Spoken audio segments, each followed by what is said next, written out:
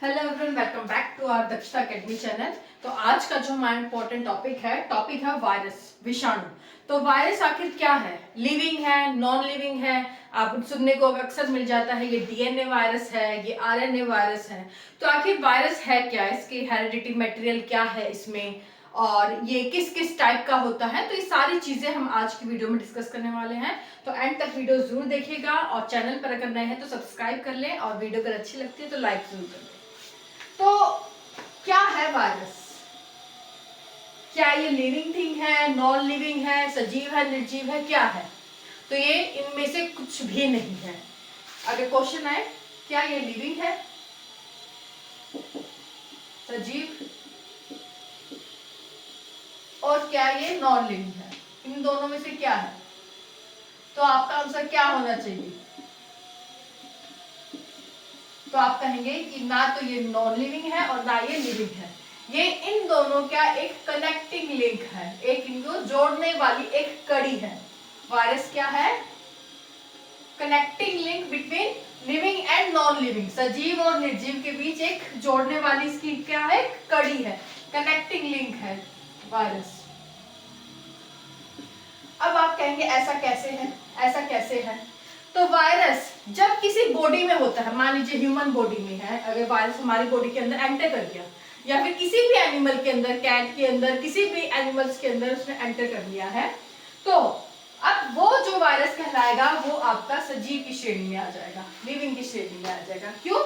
क्योंकि अब वो उसका जो, क्योंकि वो वायरस जो है अब एक लिविंग बॉडी में आ चुका है, तो उसका जो हेरिडिटरी मटेरियल है, उसके अंदर जो वायरस के अंदर जो आपका आनुवंशिक पदार्थ है, अब वो क्या करेगा, उस सजीव बॉडी के अंदर, लिविंग बॉडी के अंदर वो अपना जो सारा हेरिडिटरी मटेरियल जो है इंजेक्ट कर देगा। और इससे क्या होगा कि उस सजीव बॉडी के जो सेल्स है, क्योंकि यहाँ पे जो मान लीजिए ये आपकी बॉडी है, उसमें एक सेल है आपकी, और यहाँ पे आपका जो है वायरस आके इसने क्या है, इसको इन्फेक्ट जो है आपका कर दिया। ये वायरस है और ये इसके अंदर जो जेनेटिक मटेरियल था, आनुवंशिक पदार्थ था, और इसने क्या किया, इस सेल को इंजेक्ट कर दिया, इन्फेक्ट कर दिया, और अपना सारा जो आनुवंशिक पदार्थ था इस सेल के अंदर जो है डाल दिया। अब क्या होगा, अब जब वायरस जो है इसके अंदर चला गया, एक लिविंग बॉडी के अंदर चला गया, और अपना जो आनुवंशिक पदार्थ है, जेनेटिक मटेरियल है, क्योंकि इसने एक लिविंग सेल में डाल दिया, जिसके कारण जो है अब ये क्या करेगा, अपने यहाँ पर बायोकेमिकल रिएक्शन करेगा, जैव रासायनिक क्रिया करेगा इस सेल के अंदर, और अपनी मल्टीपल कॉपीज बनाएगा। एक सेल इन्फेक्ट हुआ, यहाँ पे इसने थोड़ी अपने आनुवंशिक पदार्थ, जेनेटिक मटेरियल डाल के अपनी कॉपीज बनानी शुरू कर दी। अब इससे क्या हो, उसके आसपास के सेल भी जो है धीरे धीरे करके सारे इन्फेक्ट हो जाएंगे, और ये इस तरह जो है इस वायरस की जो है कॉलोनीज बढ़ती जाएगी। तो इस केस में जो वायरस है वो क्या कहलाएगा, यहाँ पे वो एक लिविंग के रूप में जी रहा है, क्योंकि यहाँ पे क्या कहलाएगा, ऐसे ये कैसा है, अगर इसकी प्रॉपर्टी पूछे, वायरस क्या है, एक परजीवी के रूप में रह रहा है, पैरासाइट के रूप में रह रहा है, ऑब्लिगेट पैरासाइट के रूप में रह रहा है। परजीवी, परजीवी किसे कहते हैं? पैरासाइट, जो किसी और की बॉडी पे, किसी और लिविंग ऑर्गेनिज्म पर डिपेंड हो, अपने फूड के लिए, फूड इसको इस सेल से मिल रहा है, अपने फूड के लिए, शेल्टर के लिए, रहने सहने की जगह मिल रही है, तो पूरी तरह जो है अब ये वायरस इस लिविंग बॉडी पर डिपेंड हो चुका है। तो यहाँ पर जो है कि किस तरह का वायरस बन गया है, अभी लिविंग फॉर्म में आ गया है, तो एक कनेक्टिंग लिंक है। तो लिविंग फॉर्म में हमने समझ लिया कैसे है। अब नॉन लिविंग कैसे कहलाएगा जो है वायरस? ना ये पूरी तरह लिविंग है, ना पूरी तरह नॉन लिविंग है। अगर किसी बॉडी में, लिविंग बॉडी में चला जाए तो ये लिविंग की तरह इस अपना जीवन जीता है। अगर बाहर इन्वायरमेंट में है, नॉन लिविंग थिंग्स पे है, बाहर ऐसी पड़ा है आपका एक नॉन लिविंग ऑब्जेक्ट की तरह, तो वो क्या कहलाएगा, आपका नॉन लिविंग जो है आपका वायरस, मतलब जी रहा है अपना लाइफस्टाइल जी रहा है। तो ये है आपका लिविंग और नॉन लिविंग। क्यों कहते हैं कि वायरस एक कनेक्टिंग लिंक है नॉन लिविंग और नॉन लिविंग के बीच में? आ गया समझ में क्यों कनेक्टिंग लिंक है? कनेक्टिंग लिंक इसीलिए कि अगर वो लिविंग बॉडी में चला गया तो वो अपना लिविंग थिंग की तरह जो अपना जीवन जी रहा है। अगर बाहर है, आपके आर्टिफिशियल इन्वायरमेंट में है, या फिर आपके जो ओपन इन्वायरमेंट में है, किसी लिविंग बॉडी के अंदर नहीं गया, ऐसे बाहर पड़ा हुआ है, तो वो आपका नॉन लिविंग जो की तरह जो अपना जीवन जी रहा है। तो ये एक आपका जो है, इसलिए कहा जाता है कि वायरस जो क्या है, एक कनेक्टिंग लिंक है। और यहाँ से एक चीज और हमें समझ में आई, क्या है वायरस की प्रॉपर्टी? पैरासाइट है, परजीवी है, ऑब्लिगेट पैरासाइट है, जो कि लिविंग बॉडी पर डिपेंड करता है फूड के लिए, शेल्टर के लिए, रहने से आने के लिए, अपनी जो बायोकेमिकल रिएक्शंस है, जैव रासायनिक क्रिया है, उनको पूरा करने के लिए। तो ये समझ में आ गई चीज आपको? आगे बढ़े, अब हम देख लेते हैं, ये तो हमने एक देखी मेन प्रॉपर्टी जो हमने वायरस की देखी है, और अब हम देख लेते हैं कि इसका स्ट्रक्चर कैसा होता है, ये किस चीज से बना होता है। सबसे पहले हम यहाँ पे देख लेते हैं, अभी तक हमने क्या देखा कि वायरस क्या है? एक कनेक्टिंग लिंक है, लिख ले, लिंक है, एक कड़ी है, किसके बीच में? वो लिविंग और नॉन लिविंग के बीच में, सजीव और निर्जीव के बीच में। दूसरी चीज हमने पढ़ी इसकी प्रॉपर्टी, ये क्या है? Obligate parasite. पैरासाइट मतलब परजीवी है, ये लिविंग बॉडी में जाके अपना न्यूट्रिशन वहां से लेते हैं, शेल्टर वहां से प्राप्त करते हैं, तो ये पैरासाइट कहलाते हैं, परजीवी कहलाते हैं। अब हम देखते हैं कि वायरस का स्ट्रक्चर कैसा होता है। तो ये यहाँ पे एक हम डायग्राम बनाते हैं। तो जरूरी नहीं है वायरस का स्ट्रक्चर, अरबों वायरस है हमारे इन्वायरमेंट में, अरबों वायरस है, तो किसी का जेनेटिक मटेरियल कैसा होगा, किसी का कैसा होगा। तो यहाँ पे एक रैंडम किसी हम जेनेटिक किसी वायरस का डायग्राम बना रहे हैं सिर्फ समझने के लिए। तो ये मान लीजिए ये है आपकी बॉडी है वायरस की, और ये हो गई आपकी टेल। ओके, तो ये जो है, जो इसकी बॉडी है, मतलब ये ऊपर की जो इसकी आउटर लेयर है वायरस की, ये क्वेश्चन आता है तो किससे बनी होती है? इसको हम आउटर लेयर को पहले तो क्या कहते हैं? कैप्सिड, या कहीं कहीं इसका नाम कैप्सूल भी लिखा होता है, कैप्सिड या कैप्सूल, आउटर कवरिंग को। ये क्या है? ये है इसका जेनेटिक मटेरियल, आनुवांशिक पदार्थ।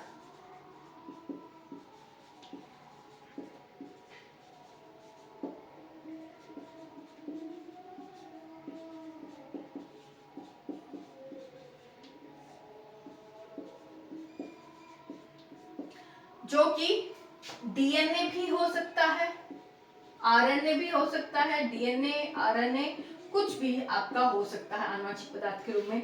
चाहे ये किसी वायरस के अंदर आरएनए वायरस हो सकता है, आरएनए जेनेटिक मटेरियल हो सकता है, तो किसी में डीएनए टाइप का भी आनुवांशिक जो पदार्थ है जेनेटिक मटेरियल हो सकता है। और ये आपकी हो गई टेल। अब जो ये कैप्सिड है, कैप्सूल है, और ये जो टेल है, ये आपका जो पूरी इसकी जो बॉडी है वायरस की, ये चीज आपको ध्यान में रखनी है। जो वायरस की जो आउटर बॉडी है, इसकी जो आउटर लेयर है, ये किससे बनी होती है? ये कैप्सिड किससे बनी है? टेल किससे बनी है? ये जो इसकी टेल है, ये किससे बनी है? ये बनी है आपके प्रोटीन से। ये क्वेश्चन आ चुका है, नोट डाउन कर ले कि जो वायरस की जो आउटर लेयर है, वायरस को किससे बना होता है? उसकी कैप्सिड या कैप्सूल किससे बना होता है? उसकी टेल किससे बनी होती है? तो वो किससे बनी होती है? वो आपके प्रोटीन प्रोटीन से बनी होती है। किससे बनी होती है? प्रोटीन से आपका बनी होती है। ये जरूर नोट डाउन कर ले आप। ओके, तो यहां तक आ गया समझ में? यहां तक समझ में आ गया? आगे बढ़ते हैं। तो ये हमने देखा। अब यहाँ पे एक चीज और नोट डाउन कर ले कि प्रोटीन की जो आउटर कवरिंग है वो किससे बनी होती है?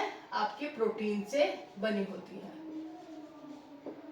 अब जो वायरस कितने टाइप का होता है, अब हम इसकी टाइप देख लेते हैं। वायरस कितने टाइप का होता है? तो अगर वो किसी एनिमल में पाया जाए, एनिमल में अगर कोई वायरस देखा गया है तो उसे हम क्या कहेंगे? Animal virus.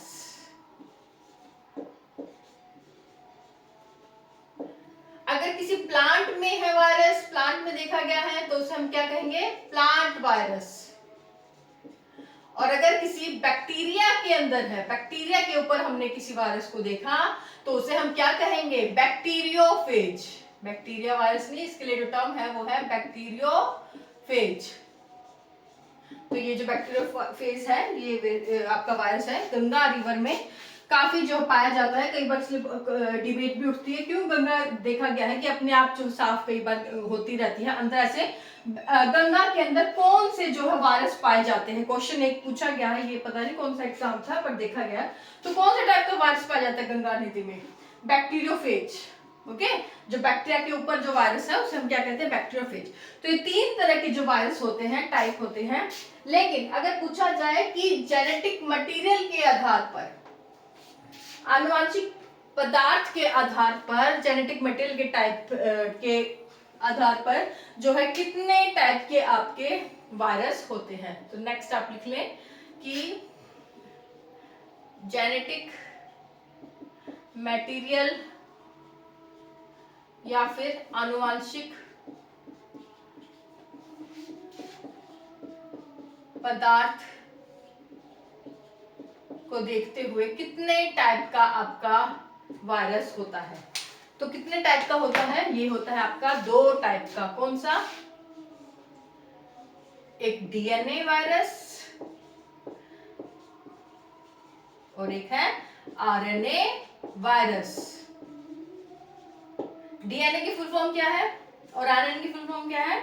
डीएनए की है, लिख ले, मैं लिख नहीं रही हूं, डीऑक्सी राइबो न्यूक्लिक एसिड, या फिर लिख दूं? लिख देती हूँ ना। ये देख लिया, ये नोट कर लिया था। वीडियो अगर अच्छी लगे तो प्लीज लाइक करें, शेयर करें, क्योंकि सब व्हाट्सएप चलाते हैं, टेलीग्राम ग्रुप चलाते ही हैं। अगर कॉम्पिटिटिव एग्जाम्स की प्रिपरेशन कर रहे हैं तो प्लीज ज्यादा से ज्यादा वीडियो को शेयर करें, लाइक जरूर करें और अपने सभी ग्रुप्स में शेयर करें, जो स्टडी ग्रुप्स जो आप यूज करते हैं। बस मेरे लिए आप इतना कर सकते हैं, ठीक है? थैंक यू उसके लिए भी। तो चलिए, डीएनए वायरस। तो डीएनए की फुल फॉर्म क्या है? डीएनए की फुल फॉर्म यहाँ पे लिखते हैं, deoxy ribo nucleic acid. RNA की फुल फॉर्म क्या है? Ribo nucleic acid. ओके, तो ये है जो 1-2 सेकंड।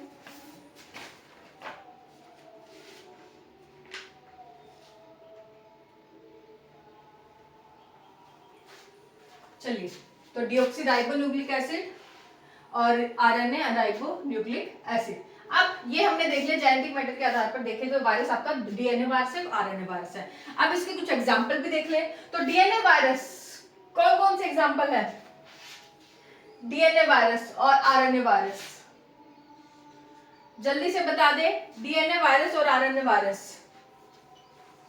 तो डीएनए वायरस में जो आपके हेपेटाइटिस है, हेपेटाइटिस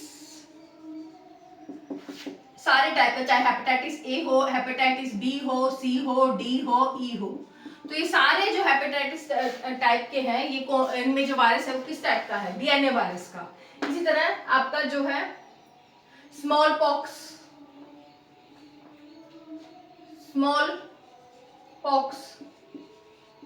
चिकन पॉक्स, इन सभी में कौन सा वायरस पाया जाता है? DNA virus. अब आरएनए वायरस, आरएनए वायरस का तो हाल फिलहाल में जो भी 3-4 साल 2019 में हमने देखा है, कोरोना वायरस में भी क्या है? आरएनए वायरस है। कोरोना वायरस में क्या है? आरएनए वायरस है। डेंगू में कौन सा वायरस है? डेंगू डिजीज कौन से वायरस से होता है? RNA virus. जो उसमें वायरस होता है उसमें आरएनए जेनेटिक मटेरियल होता है। चिकुनगुनिया,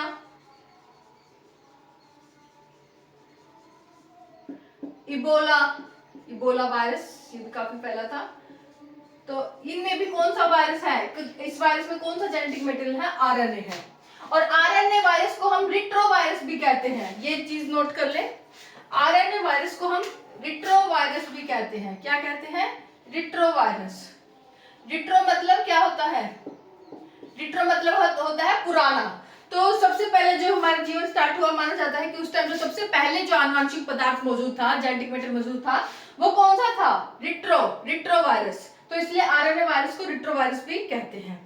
इसके अलावा जो है आनुवंशिक पदार्थ के आधार पर जो है हमने 2-3 चीजें और देखनी है।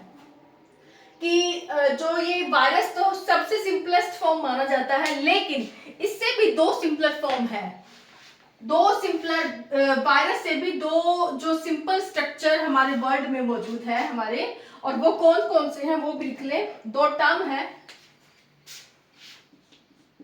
विरियोड और प्रायोन,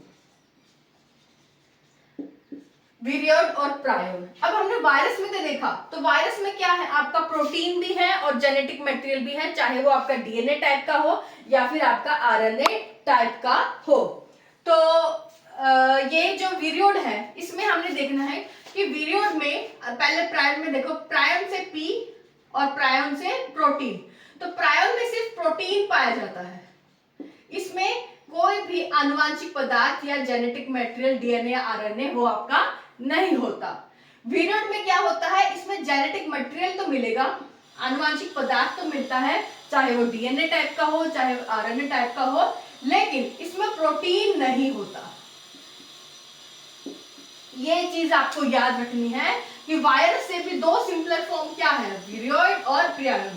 तो प्रायोन में क्या है, इसमें सिर्फ प्रोटीन मिलता है, जेनेटिक मटेरियल नहीं है। विरियोड में क्या है, इसमें जेनेटिक मटेरियल तो है लेकिन प्रोटीन आपका नहीं है।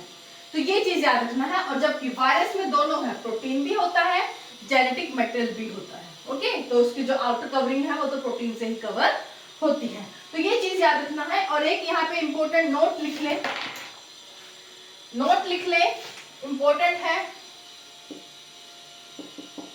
Mad cow disease, mad cow disease, mad cow disease, ये जो बीमारी है बहुत तेजी से फैली थी यूरोप में, मैड काउ डिजीज। ये किससे हुई थी, ये आपके जो है प्रायोन से हुई थी। किससे हुई थी, प्रायोन नामक संरचना से हुई थी। इसने क्या किया था कि जो ब्रेन के सेल्स हैं उनको इन्फेक्टेड कर दिया था। तो जो हमारे ब्रेन के सेल्स हैं वो काफी इन्फेक्टेड हुए थे हमारे, जिसके कारण जो मैड काउ डिजीज था ये आपके यूरोप में काफी फैली थी। तो ये क्वेश्चन आ चुका है, मैड काउ डिजीज किसके कारण होता है। ऑप्शन में था वायरस से होता है, प्रायोन से, विरियोड से। अगर हमें पता ही नहीं है कि वायरस क्या है, प्रायोन क्या है, तो हमें ये आंसर का हम दे ही नहीं पाएंगे। तो मैड काउ डिजीज क्या है, ये आपका प्रायोन से हुआ था, जिसमें से प्रोटीन पाया जाता है, जिसने क्या किया था कि जो ब्रेन के जो सेल्स थे, ब्रेन सेल्स को इन्फेक्ट करना शुरू किया था, जिसके कारण जो है काफी लोगों की मौत हो गई थी। तो ब्रेन सेल्स को जो है इसने इन्फेक्ट कर दिया था, जिसके कारण ये यूरोप में बीमारी फैली थी, मैड काउ डिजीज। तो ये था आज का। और एक और चीज, प्रायोन के बारे में हमने ये देख लिया, विरियोड में दोनों पाए जाते हैं वैसे तो, आपका आरएनए भी लेकिन डीएनए भी, लेकिन मेनली जो इसमें आनुवंशिक पदार्थ होता है मेनली आरएनए होता है। डीएनए भी होता है लेकिन जो मेनली मुख्य तौर पर अगर बात की जाए उसमें जो है आरएनए वायरस पाया जाता है। तो ये था पूरा वायरस के बारे में। हमने देख लिया वायरस का क्या स्ट्रक्चर होता है, किससे वो बना होता है, उसकी क्या प्रॉपर्टीज है, कितने टाइप का है, ये अलग अलग चीजें हमने आज देख ली। आई होप मैंने तो पूरी कोशिश की है कि जो एक एक चीज जो एग्जामिनेशन पॉइंट ऑफ व्यू से इम्पोर्टेंट है आपको समझा दी जाए वायरस के बारे में। इससे बाहर मुझे नहीं लगता क्वेश्चन आएगा, फिर भी अगर कोई क्वेश्चन आपका रह गया हो तो वो हम आगे देखेंगे। हाँ, वो आप कहेंगे कि वायरस से होने वाली डिजीज वो टॉपिक है, वो हम अलग से देखेंगे, वो पूरा एक वास्ट टॉपिक है, वो हम अलग से जो है पूरा टॉपिक समझेंगे। यहाँ पे सिर्फ हमने जो वायरस की जो बेसिक संरचना है, इसका स्ट्रक्चर है, उसकी क्या प्रॉपर्टीज है, वो हमने यहाँ पर समझी है। आई होप आपको पूरा टॉपिक समझ आ गया हो। वीडियो अगर अच्छी लगे तो प्लीज लाइक, शेयर और कमेंट करके मुझे जरूर बताएं कि हमारी वीडियो आपको कैसी लगती है। आज के लिए बस इतना ही। नए हैं तो चैनल को सब्सक्राइब जरूर कर लें। Thank you so much.